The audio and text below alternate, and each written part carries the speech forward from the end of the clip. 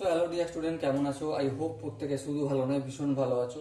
স্ক্রিনের উপর একটা কোশ্চেন দেখা যাচ্ছে, যে প্রশ্নটা তুলে নিয়েছি ত্রিকোণমিতিক অনুপাত ও ত্রিকোণমিতি অভেদাবলী থেকে। সো প্রশ্নটা কি, প্রথমে আমরা সেটাই মন দিয়ে পড়ব।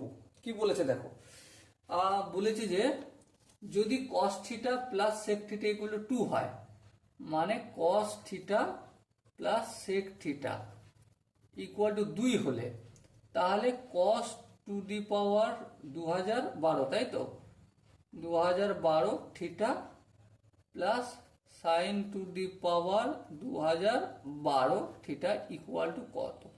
ওকে, দেখো এখানে সালটা ইম্পর্টেন্ট নয়, আলটিমেট কাজ হচ্ছে কস থিটার ভ্যালুটা বের করা। চলো বের করতে থাকি। দেখি এখানে কস থিটাকে আমি কস থিটা রেখে দিলাম, আর এখানে সেক থিটা মানে কি 1/cos theta base equal to 2। তারপরের লাইনে দেখো লসাগু করবো, কস থিটা হবে লসাগু, কস থিটাকে যদি কস থিটা দিয়ে গুণ করি কি হবে, cos square theta, plus cos থিটাকে কস থিটাতে ভাগ করলে 1, 1কে 1 দিয়ে গুণ করলে 1 ইকুয়াল টু 2 বেস। এখানটা দেখো কস স্কোয়ার থিটা প্লাস 1, এই কস থিটাটা সমান অপোজিট দিকে গেলে ভাগ আছে গুণ হয়ে যাবে, তাহলে 2 কস থিটা হবে। হ্যাঁ, তাহলে দেখো এটাকে যদি আবার বাম দিকে নিয়ে আসি তাহলে কি হবে, কস স্কোয়ার থিটা, এটা প্লাস আছে -2 কস থিটা প্লাস 1 ইকুয়াল টু 0। এইখানটা লক্ষ্য করো, এ স্কোয়ার মাইনাস 2a, বি বলতে 1 প্লাস বি স্কোয়ার মানে তো 1 স্কোয়ার।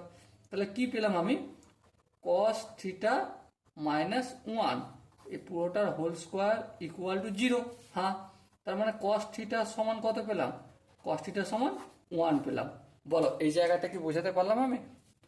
আই হোপ প্রত্যেকে বোঝা গেছে। চলো এর পরের স্টেপটা দেখো, সাইন থিটা সমান কি জানি, সাইন থিটা জানি √1 মাইনাস কস স্কোয়ার থিটা। হ্যাঁ, তার মানে দেখো √1 মাইনাস কস থিটার ভ্যালু কত 1, আর 1 স্কোয়ার মানে 1। এবার আন্ডার ভেতরে 1 থেকে 1 বিয়োগ করলে 0, তার মানে সাইন থিটার ভ্যালু কত পেলাম আমরা, 0 পেলাম। ওকে, চলো এরপর আসল অঙ্কে যাব। Cos theta, cos to the power 2012 theta plus sign to the power 2012 theta বেশ। কস থিটার মান কত 1, তাহলে 1 এর পাওয়ার কত 2012 প্লাস সাইনের মান কত 0, 0 পাওয়ার কত 2012, 1 পাওয়ার 2012 তুমি যতবারই গুণ করো 1কে একই হবে, আর 0 পাওয়ার যাই করো না করো সেটা 0ই হবে। সো আলটিমেট আনসার কত আসবে, 2 আসবে। সো মাই ডিয়ার ওয়াটসন, এই কেসটা সলভ আমি করতে পারলাম বা তোমাদের বোঝাতে পারলাম কি?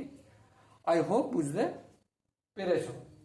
যদি কোনো জায়গায় ডাউট থাকে, কনফিউশন থাকে যে দাদা এই জায়গাটা আর একটু এলাবোরেট করলে খুবই ভালো হতো, তো ডেফিনেটলি কমেন্টে জানি। ওকে, সো ডিয়ার স্টুডেন্ট, দেখা হচ্ছে পরবর্তী সেশনে। ততক্ষণ পর্যন্ত ভালো থেকো, সুস্থ থেকো এবং জয় হিন্দ।